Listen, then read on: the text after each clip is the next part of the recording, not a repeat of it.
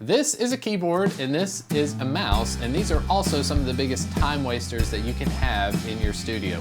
In today's video, I want to show you how you can minimize the amount of keyboard and mouse interactions that you have so that you can focus on recording. Hey everyone, my name is Chris Green. My whole channel is about practical tips and advice for making and recording music. If you're interested in the music production kind of stuff, I want to encourage you to hit the subscribe button. And if you're already subscribed, hit the like button to help support this channel. So the goal of today's video is when I'm sitting at the drum set, I want to minimize the amount of times I'm having to turn around and go to the keyboard and go to the mouse. Because when you're in that creative flow, that creative state, the last thing you want to be dealing with is a screen in front of your face. So today we're going to be focusing on the drum set, but I want to go ahead and record a jam track to go ahead and play with. So I'm going to grab my acoustic guitar. So the first thing I needed to do was just create a track. So I've got an acoustic guitar track and a bass guitar track. This song is just going to be about 4 measures long, just so you get the idea of the loop-based recording.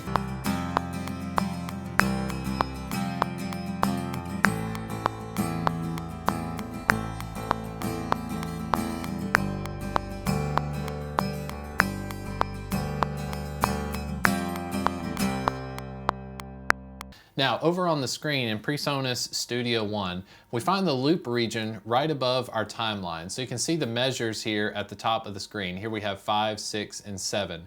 In order to select a loop region, you go right above where the measures are located. You'll see a pencil tool show up. Click and drag from the 5th measure to the 8th measure, for instance. And then to activate the loop, you need to hit the question mark key or the slash key that's on your keyboard. As you can see on the screen, now the loop region is blue. That means that it's active. If I click anywhere within this loop region and I hit the space bar, you're gonna see it loop over and over again. Here we go.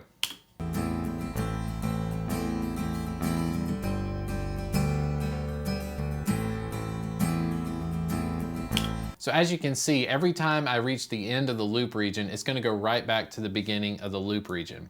Now, why is the loop region important? Well, when we're recording, especially this loop region recording or this way of getting multiple takes over and over again, we need to extend the loop region to cover everything that we want to record. So if you're recording drums and you just want to record the verse and the chorus, feel free to grab a few measures before verse 1, grab a few measures after the first chorus. Make the loop region whatever you want. Since this is a very, very short instrumental, I'm just gonna go up to measure 11. So I've got from measure 1, measure 2, you hear the acoustic guitar kind of click in, and then measure 3 is really where we start playing the drums. As you'll see, we'll get to that in just a minute.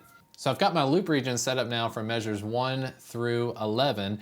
I just need to add some tracks so I can start recording the drums. Now I want to mention you don't have to do this with just drums. You can do this with every single track. You can do this with MIDI tracks. You can do it with piano, vocal, anything at all. I'm just going to call this one drums. I'm going to record 3 drum tracks. Even though I've got my kit mic'd up, I'm really just going to use the kick, the snare, and the overhead mic for this video. So we're gonna start with my overhead. So this first one here is my overhead track. This one I'll call kick and snare. Kick track, I have it labeled here. If you're interested in my setup, there's other videos here on my channel. You can check those out at any time at all. But I've got a kick drum mic, snare drum mic, and an overhead, and I want to record these all together. So I'm going to hold shift, I'm going to select all these tracks, I'm going to right click, and I'm going to select group selected tracks. So now anytime I click on one of these tracks, I'll call it drums. Anything I do to one of these, it affects all of them. If I move the fader here, they're all moving together. That's important because when I go to record the drums, I want all these drums to be recorded as if they're one instrument. I don't want to get in trouble with just recording the snare drum mic and not recording the kick drum at the same time.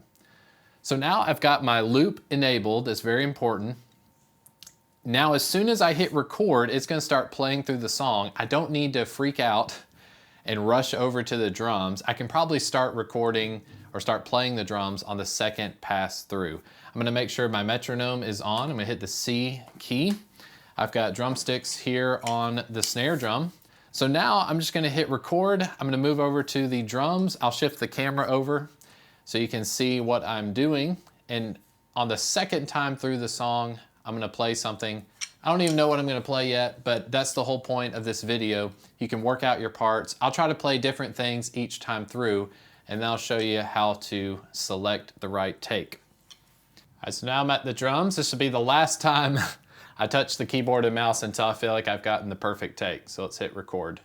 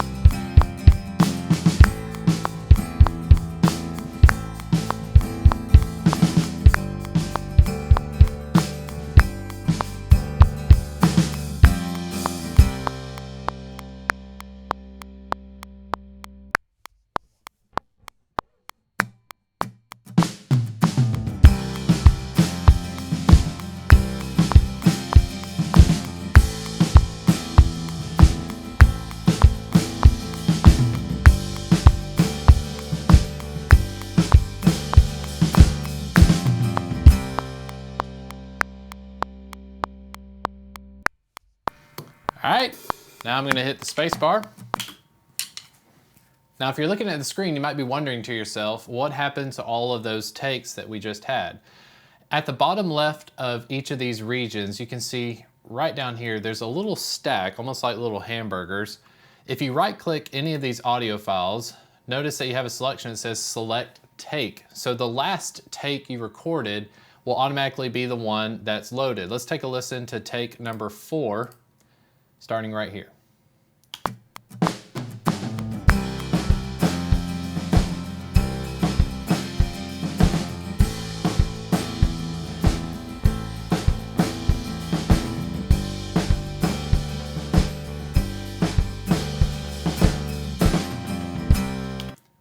Okay, let's take number 4. Let's say that I want to go with one of my other takes. I right click any of these regions, select take, go to take number 3. As you can see, the audio files, the waveforms, they all shifted because every take I've got is actually on display right here. So now this is take 3. Okay, take 3, I was on the hi-hat, didn't like that one quite as much. Let's go to take 2.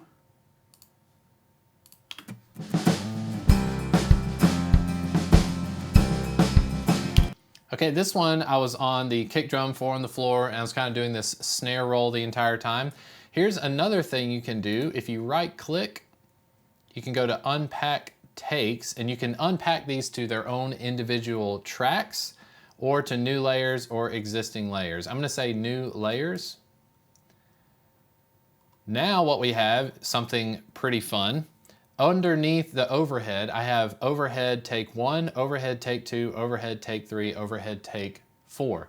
As you can see, they're a little bit grayed out. They're not as saturated as the red one up here. Well, that's because if you go down to any of these takes, you can see you have this eye tool. And what you can do with the eye tool is you can mix and match the takes that you just had. This is especially useful if you're a singer or if you're doing a vocal take. Maybe the singer sang the first 2 words really good, the next 2 words weren't so good. You can actually mix and match the takes. I'll show you what I mean. So I'm gonna select from measures 2 through measures 4 of take 2. Notice how they now moved up to the top. So now what you're gonna hear is take 2, the first 2 measures of take 2, and then let's go with take 4 for this measure, and then I'll go with take 1 for the rest of these. So as you can see, now there's all these colors. This could easily become super problematic, like I was saying, but as you can see, since we grouped all of our drum tracks together, what you're seeing is anything I decided with the overhead channel, it did the same thing with the snare drum. That way the kick, snare, and overhead, they're acting as if they are one instrument. Now this is gonna sound a little silly, but let's take a listen to what it sounds like. We've got take 2, take 4, and take 1.